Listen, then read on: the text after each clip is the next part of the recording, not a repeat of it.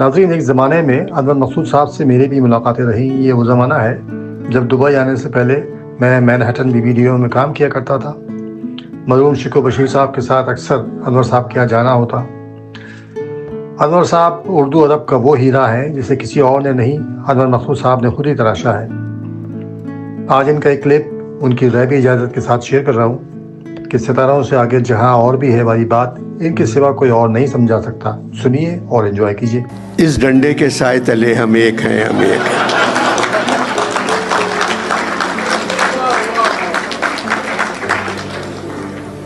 भाई, इस परचम के साए तले हम एक हैं, हम एक हैं।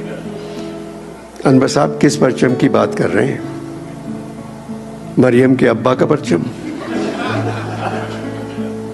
कासिम के अब्बा का परचम, बिलावल के अब्बा का परचम। MQM के बारे में कुछ नहीं कहा। वो तो हर सियासी परचम का साया ढूंढते फिरते हैं।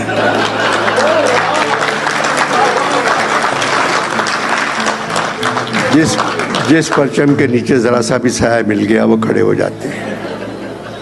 अपने परचम के साए तले तो हम सिर्फ 14 अगस्त के दिन होते हैं। पढ़े लिखे हैं, ना होता तो अच्छा था। उर्दू में MA किया था। थोड़े दिन सिंध के सरकारी स्कूलों में उर्दू पढ़ाने वालों को उर्दू पढ़ाई।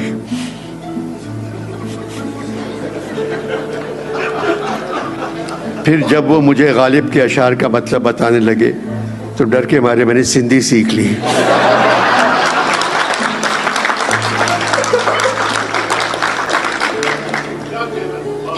कहाँ रहते हैं?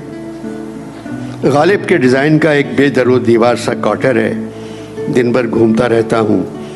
कोई पढ़ने वाला मिल जाए, नहीं मिलता तो रात में अपने क्वार्टर की छत पर लेटा आसमान को देखता रहता हूँ।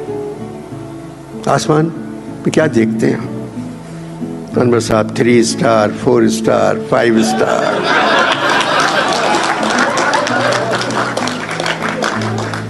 मगर इन स्टार्स को मालूम नहीं अनवर साहब के सितारों से आगे जहां और भी है।